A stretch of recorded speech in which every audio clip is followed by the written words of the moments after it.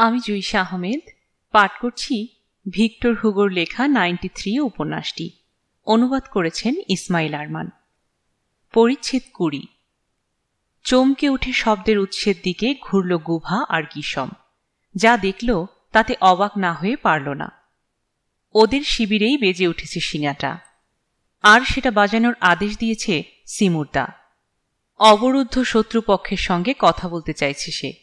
খানিক পরে দুর্গের ছাদ থেকে পাল্টা শিঙা বাজিয়ে সম্মতি জানানো হলো। হাতে একটা সাদা রুমাল নিয়ে দুর্গের দিকে এগোতে শুরু করল সিমুরদা। মানে কি এর? বিস্মিত গলায় বলে উঠল গিসম। কি করতে চাইছেন উনি? জানি না, চিন্তিত গলায় বলল গুভা। দেখাই যাক। দুর্গের প্রাচীরের কাছাকাছি গিয়ে থামল সিমুরদা। গলা চড়িয়ে বলল, ভিতরের লোকদের উদ্দেশ্যে বলছি। আমাকে চিনতে পারছ? হ্যাঁ, দুর্গের ছাদ থেকে জবাব দিল গুজলুব্রুও। আমি প্রজাতন্ত্রী সরকারের প্রতিনিধি। তুমি পারিনহির গির্জার প্রাক্তন অধ্যক্ষ। আমি নাগরিক নিরাপত্তা পরিষদের দূত। তুমি একজন যাজক। আমি আইনসভার প্রতিনিধি। তুমি দল ও ধর্মত্যাগী। আমি বিপ্লবের কণ্ঠস্বর। তুমি দেশদ্রোহী। আমি সিমুরদা। না, তুমি শয়তান। আমাকে চেনো তোমরা? শুধু চেনা? তোমাকে আমরা ঘৃণা করি। আমাকে হাতের মুঠোয় পেলে খুশি হবে নিশ্চয়ই। এখানে উপস্থিত প্রত্যেকে নিজের কল্লা দেবে তোমাকে হাতে পাবার বিনিময়ে। তার কোনো প্রয়োজন নেই, আমি স্বেচ্ছায় ধরা দিতে চাই। ছাদ থেকে উচ্চ কণ্ঠে হাসি ভেসে এলো। তাহলে চলে এসো।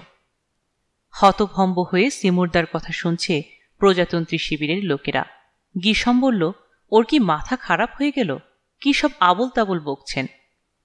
চুপ, চাপা গলায় বলল গুভা। আগে শোনোই না ওর কথা। এক শর্তে ধরা দিতে পারি আমি, চেঁচিয়ে বলল সিমুরদা। শুনতে চাও সেই শর্ত? জবাব না দিয়ে গুজলুব্রু বলল, হঠাৎ ধরা দেবার খায়েশ হলো কেন জানতে পারি? কারণ অহেতুক রক্তপাত পছন্দ নয় আমার। আদর্শগত মতপার্থক্য থাকলেও তোমরা আমাদের ভাই, একই মাতৃভূমি আমাদের। তোমাদেরকে আমি ভালোবাসি। চমৎকার বলেছ শয়তান। ভাই বটে তুমি, কেইনের মতো ভাই, আবেলের পিঠে যে ছুরি মেরেছিল। আমাকে অপমান করো যত খুশি, বলল সিমুরদা, কিন্তু আমার কথাগুলো শোনো। সন্ধির পতাকা নিয়ে আবেদন জানাচ্ছি তোমাদের কাছে। হ্যাঁ, সত্যিই আমরা ভাই, একই দেশমাতার সন্তান। তোমরা অসহায় অবরুদ্ধ কিছু মানুষ।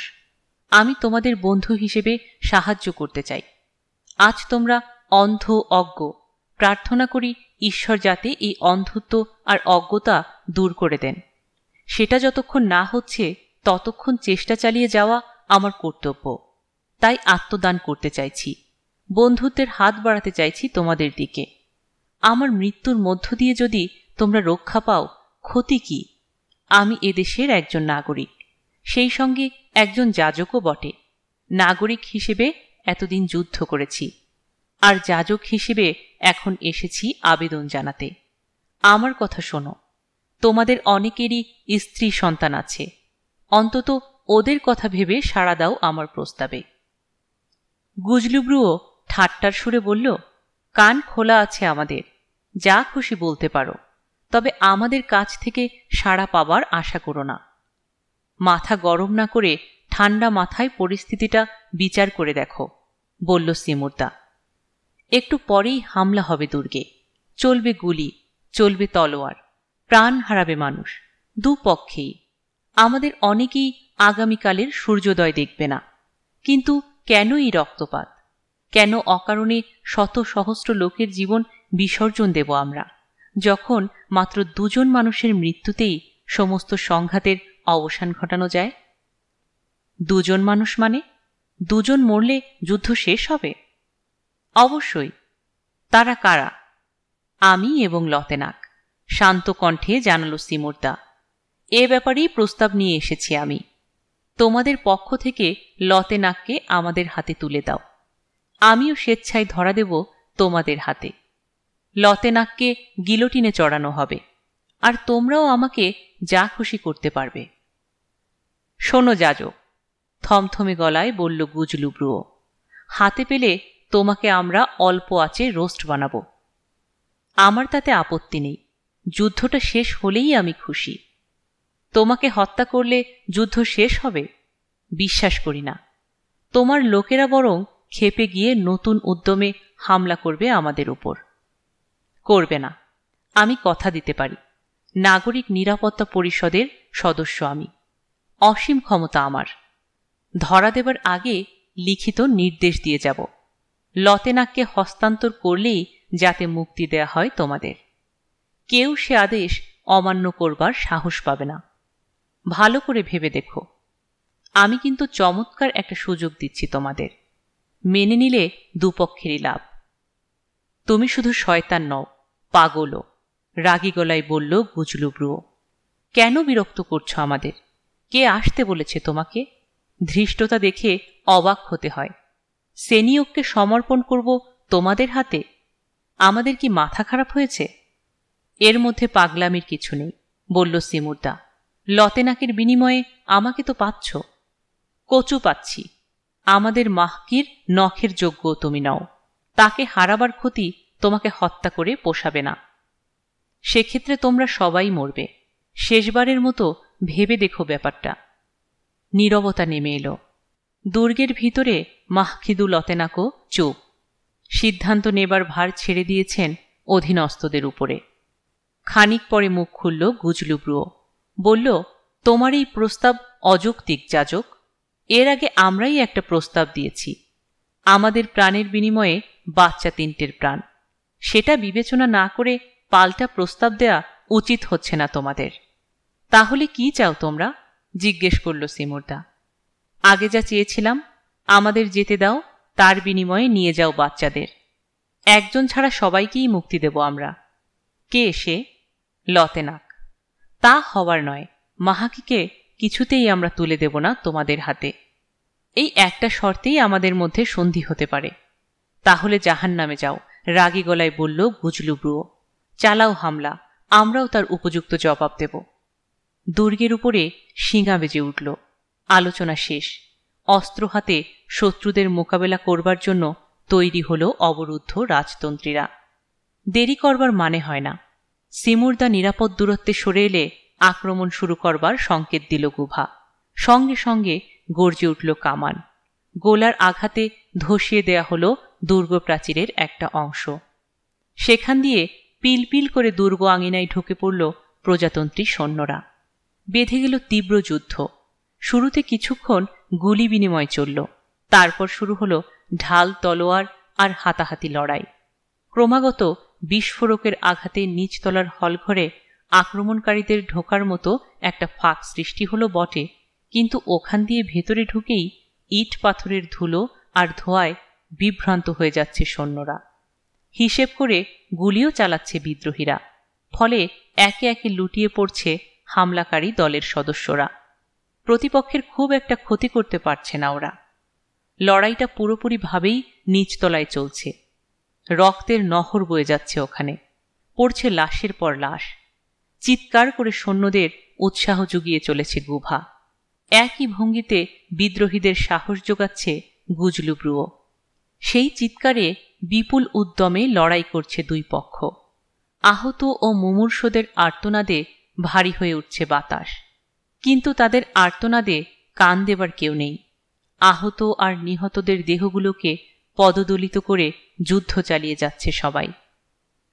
বাইরে তখন ঘনঘোর রাত নেমে এসেছে। দুর্গের ভিতরে তাণ্ডব চললেও সেই শব্দ পৌঁছচ্ছে না বেশি দূর। ফলে বনভূমি আর মালভূমিতে বিরাজ করছে অদ্ভুত এক নিস্তব্ধতা। এমনকি সেতুর দোতলায় বাচ্চারাও ঘুমাচ্ছে পরম শান্তিতে। খুব শীঘ্রই লড়াই ভয়ানক আকার ধারণ করল।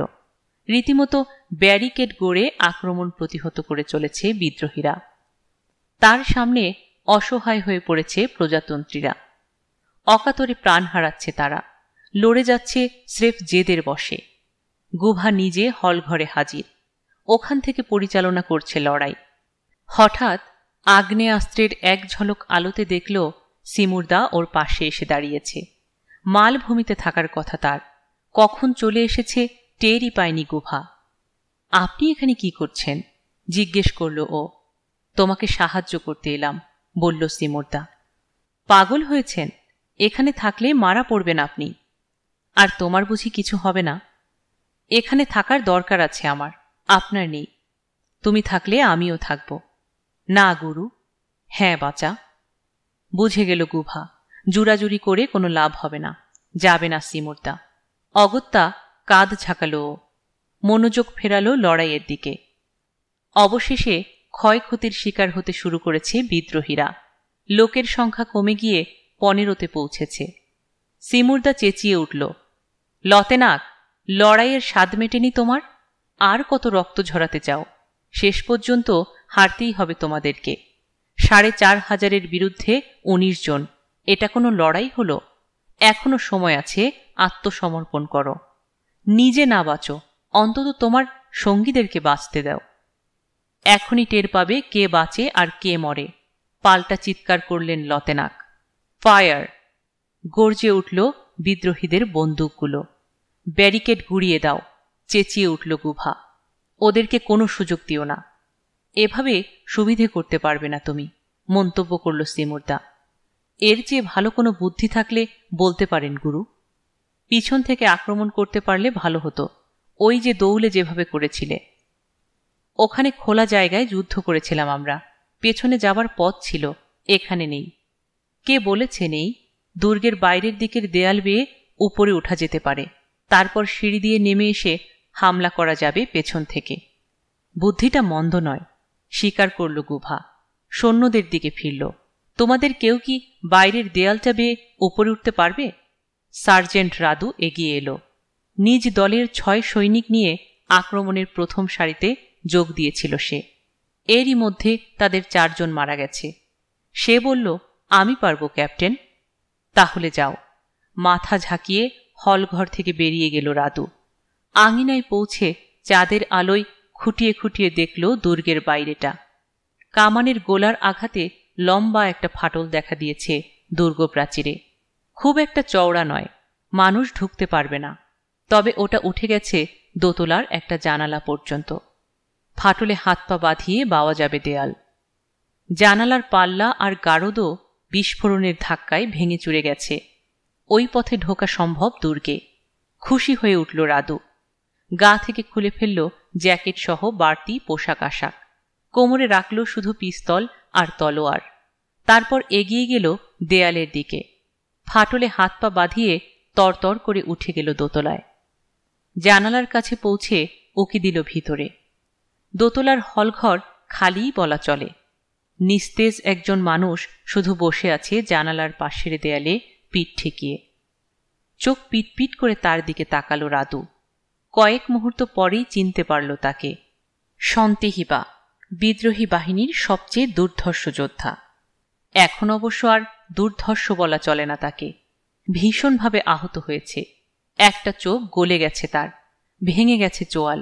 মুমূর্ষ অবস্থায় কোনো মতে বসে আছে সে। প্রাণবায়ু বেরিয়ে যাবার আগে ফিসফিস করে পানি চাইছে। ওকে নিয়ে দুশ্চিন্তার কোনো কারণ দেখল না রাদু। জানালা গলে নিশ্চিন্তে ঢুকে পড়ল দোতলার হলঘরে। আহত লোকটাকে পেরিয়ে কয়েক পা এগোলো। পরক্ষণে শটান দাঁড়িয়ে গেল তার ঘাড়ের চুলগুলো। পাই করে ঘুরতে শুরু করল রাদু। ঘুরতে ঘুরতেই দেখল মেঝে থেকে উঠে দাঁড়িয়েছে সন্তেহিবা। শত্রুকে দেখতে পেয়ে আচমকা যেন শক্তি ফিরে পেয়েছে মরণোন্মুখ লোকটা। রাদু পুরোপুরি ঘুরে দাঁড়াবার আগেই এক হাতে তলোয়ার উঁচিয়ে আঘাত হানল সে। স্বাভাবিক পরিস্থিতিতে এমন আঘাতে কল্লা আলাদা হয়ে যাবার কথা, কিন্তু রাদুর কপাল ভালো। সন্তেহিবা একেবারে দুর্বল হয়ে পড়েছে। সার্জেন্টের ঘাড়ের উপর তলোয়ারের কোপ পড়ল বটে, কিন্তু সেটা সামান্য ক্ষত সৃষ্টি ছাড়া বড় কোনো ক্ষতি করতে পারল না। হাতের ঝাপটায় তলোয়ারটা সরিয়ে দিল রাদু।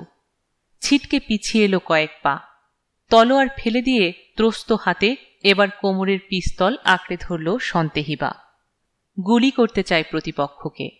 তাকে লক্ষ্য করে বাঘের মতো ঝাঁপ দিল রাদু। নিশানা করবার সময় নেই। পিস্তলটা খাপমুক্ত করেই ট্রিগার চাপল সন্তেহিবা। রাদুর এক কানে আঁচড় কেটে চলে গেল গুলি। প্রতিপক্ষকে জাপটে ধরে মেঝেতে আছড়ে পড়ল সে। শুরু হলো ধস্তাধস্তি। দুর্বল সন্দেহিবা প্রতিরোধ করতে পারল না। তার হাত থেকে পিস্তল কেড়ে নিয়ে ভাঙা চোয়াল বরাবর জোর ঘুষি লাগালো রাদু। কাতরে উঠে চেতনা হারালো লোকটা। চাইলে এখন তাকে খুন করতে পারে সার্জেন্ট, কিন্তু করল না। মুমূর্ষু একজন মানুষের রক্তে হাত রাঙানোর কোনো মানে হয় না। এমনিতেই মরবে সন্দেহিবা। উঠে দাঁড়ালো রাদু। অন্ধকারে খুঁজতে শুরু করল সিঁড়ি। নিচে তখন তুমুল যুদ্ধ চলছে।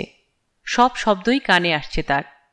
শব্দের উৎস লক্ষ্য করে এগোতে গিয়ে একটা টেবিলের সঙ্গে ধাক্কা খেল ও। হাতড়াতে শুরু করল টেবিলের উপরটা। ওখানে নানা ধরনের অস্ত্র সাজিয়ে রাখা হয়েছে। দোতলায় উঠে লড়াই চালিয়ে যাওয়ার জন্য অস্ত্রগুলো জড়ো করে রেখেছে বিদ্রোহীরা। একটা বন্দুক পেয়ে গেল রাদু ওখানে, গুলি ভরা। খুশিতে নেচে উঠল তার হৃদয়। যদিও পিস্তল আছে সঙ্গে, কিন্তু বন্দুক পাওয়ায় আরও ভালো হলো। খানিক পরেই সিঁড়ি খুঁজে পেল। ধাপ ভেঙে নেমে গেল নিচে। ব্যারিকেডের পেছনে পৌঁছেই নির্দ্বিধায় গুলি ছুড়ল। পিঠে গুলি খেয়ে সঙ্গে সঙ্গে মারা পড়ল দুই বিদ্রোহী। সঙ্গে সঙ্গে শুরু হলো বিশৃঙ্খলা। বিদ্রোহীরা ভাবল বাইরে থেকে দোতলায় পৌঁছে গেছে শত্রুরা, ফাঁদে পড়ে গেছে তারা। লড়াইয়ের খায়েশ মিটে গেল তাদের। ব্যস্ত হয়ে পড়ল পিটটান দেয়। গুলি ছুঁড়েই দোতলায় ফিরে এসেছে রাদু। দরজার পিছনে পজিশন নিয়ে আবার গুলি ছুড়ল। দোতলার অস্ত্রশস্ত্রের কাছে পৌঁছতে দেবে না বিদ্রোহীদের। ওরা সে চেষ্টা করলও না। লতেনাকের হুকুমে সিঁড়ি ধরে 3 তলায় উঠে গেল তারা। যাবার পথে রাদুর গুলিতে খতম হল আরও কয়েকজন। খানিক পরেই বিদ্রোহীদের ধাওয়া করে সিঁড়ি ধরে উঠে এলো গুভা আর সিমুরদা। এবার আড়াল থেকে বেরুলো রাদু। নেতাকে স্যালুট করে বলল, ওরা সবাই 3 তলায় উঠে গেছে ক্যাপ্টেন। দারুণ দেখিয়েছ সার্জেন্ট, প্রশংসা করল গুভা। পর মুহূর্তে রাদুর ঘাড় আর কানে রক্ত দেখে বলল, এ কি, তুমি তো দেখছি আহত। ও কিছু না ক্যাপ্টেন, হালকা গলায় বলল রাদু। সামান্য রক্ত ঝরেছে, ওতে আমার কোনো অসুবিধে হবে না। যাও, ক্ষতের চিকিৎসা করাও। এদিকটা এবার আমরা দেখছি। জি স্যার। আবার স্যালুট ঠুকে চলে গেল রাদু। সিমুরদার সঙ্গে পরিস্থিতি নিয়ে আলোচনায় বসল গুভা। রাদুর আক্রমণে কতজন আহত নিহত হয়েছে তার হিসেব করা হলো। বোঝা গেল আর মাত্র 7 জন অবশিষ্ট আছে বিদ্রোহী দলে। খুব বেশি গুলি নেই তাদের হাতে। তাছাড়া 3 তলার যে ঘরটায় গিয়ে আশ্রয় নিয়েছে ওরা, ওখান থেকে বেরুবার দ্বিতীয় কোনো পথ নেই। কাজেই আর পালাতে পারছে না ওরা। সরাসরি হামলা চালিয়েই ঘায়েল করা যাবে ওদের। তবে তার আগে দলের লোকজনের বিশ্রাম প্রয়োজন। তাই কিছুটা সময়ের জন্য লড়াই বন্ধ রাখার হুকুম দেয়া হলো। খানিক পরে ফিরে এলো রাদু। স্যালুট ঠুকে বলল, আমার একটা আর্জি আছে ক্যাপ্টেন। আবার কি? জিজ্ঞেস করল গোভা। 3 তলায় সবার আগে আমি উঠতে চাই। আপত্তির কিছু দেখল না গোভা। অনুমতির তোয়াক্কা না করেও কাজটা করতে পারে সার্জেন্ট। বেশ, বলল, তাই হবে। গল্পটি ভালো লাগলে লাইক বাটনটিতে ক্লিক করুন, সাবস্ক্রাইব করুন জয়িশা আহমেদ চ্যানেলটিতে।